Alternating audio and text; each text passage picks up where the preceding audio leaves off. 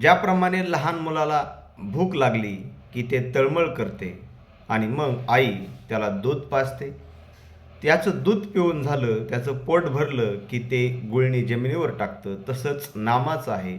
आपण सतत नाम घेत राहिलं की ते हृदयात साठतं आणि काही दिवसानंतर तेच नाम आपल्या मुखातून बाहेर पडत राहतं आणि ते उद्गार रूपाने बाहेर पडलेलं नाम जगाच्या कानी आलं की हे मुनी ऋषी आनंदित होतात. समस्त जगाला ते नाम मिळतं.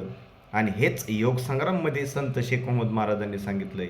जो हा योग संग्राम वाचेल त्याला गुह्य धर्म कळेल, त्याचं द्वैत नाहीसं होईल आणि ज्ञानप्राप्ती होईल.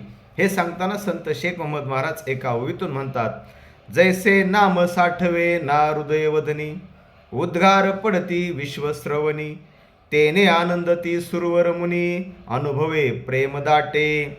हा धांडोळीत योग संग्राम, ठाऊक पडे निज गुजांचे धर्म, सकळ तुटे द्वैताचा श्रम, बोध लागोनिया. रामकृष्ण हरी.